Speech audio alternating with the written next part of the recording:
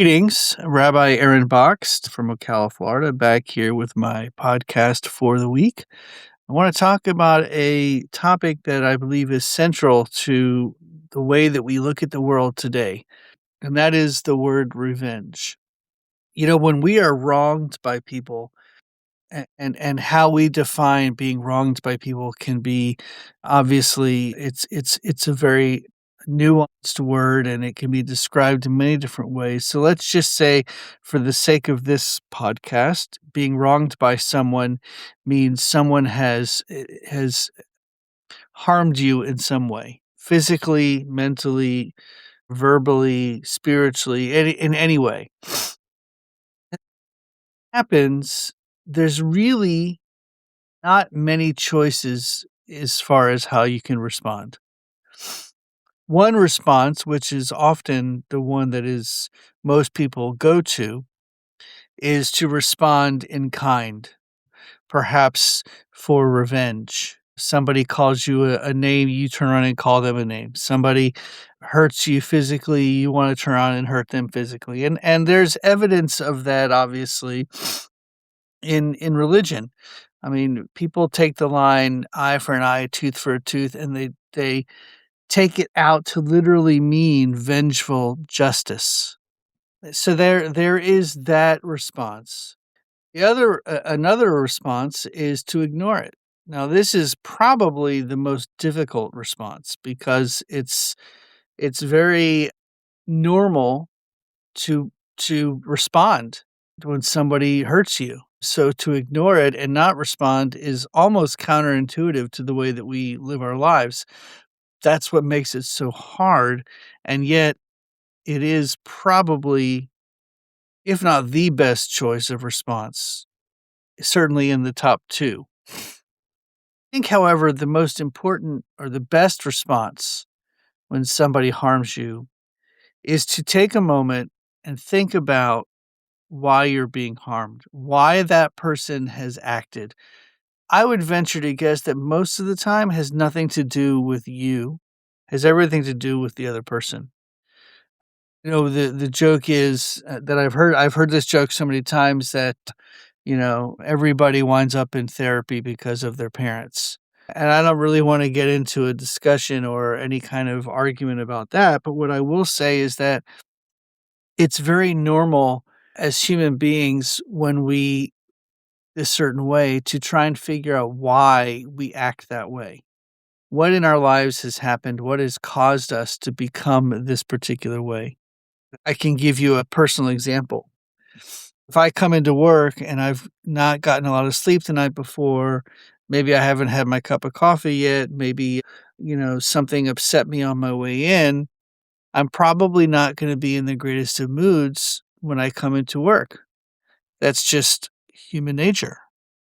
And so if I were to, say something not necessarily nasty, but say something that I wouldn't have normally said to somebody in passing, or maybe even as a joke, or maybe not as a joke, I would want to think about why. I would hope that that person would consider the fact that it wasn't personal to them. It wasn't intentionally to be slight against them, but that's normal to feel that way. So that's another response. Take a moment, think about what the person is saying, how they have hurt you, why they have hurt you. Perhaps there's something in their day, in their life that is causing them stress or strife, and you just happen to be the target of their angst. I think that is most important. The best way to respond is to not respond. It's not ignoring it. It's not responding in the moment, but it's taking the time to think about where they are and how their mind is working in that moment. And perhaps more likely than not, returning to that person later, not in the heat of the moment, and sitting down with them and trying to figure out what's going on with them.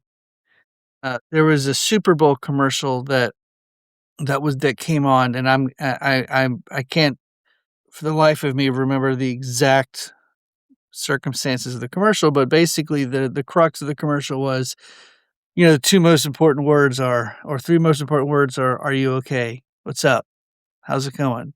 Checking in with people to see where they are, because sometimes that's all a person needs to be pulled out of a negative situation or a negative moment that they're in is just for to have someone care about them. So I wanna think about that. So you can respond in anger or in revenge. You can ignore it, or you can not act in the moment, but take some time to think and reflect upon what happened, and then perhaps approach that person later on by simply asking them, "Hey, what's going on?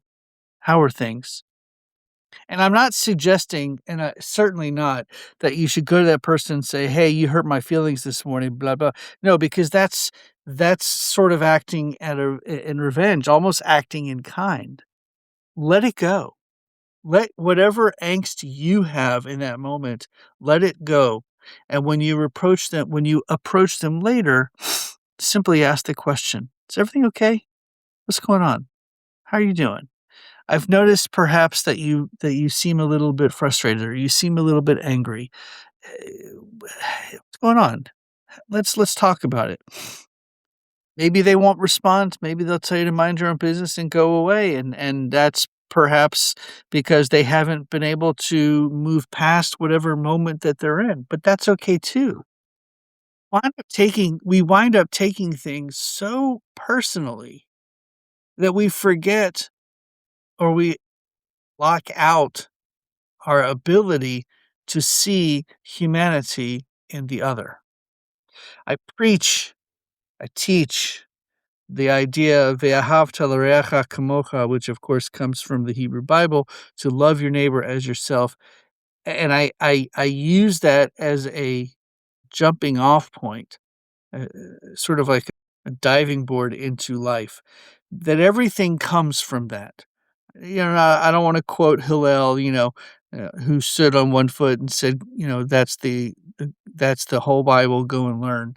Yeah, I'm not trying to say that, but what I'm trying to say is that if we can see humanity in every single person, opening up our eyes, if we can look at the other and say outwardly inside ourselves, lead ourselves to act in this way, if we can say, "Wow, there's a human being. I don't understand what's going on in their life, but you know what? They deserve the same respect and love that I would want for myself." If we can do that, imagine how different the world would be. And a number of years ago, Dylan Roof went into a black church in South Carolina and shot up a bunch of people, killed a bunch of people. And time much later, when he was in trial, going up for trial for his breaking of the law and his murders, one of the family members of one of the deceased, one of the murdered, said, "I forgive you." Imagine how hard it was for her to say, "I forgive you." Now, there had been quite some time that had gone by from when it happened to that point, and I don't know if that person would have been able to say at that point, at that moment, "I forgive you," but she did.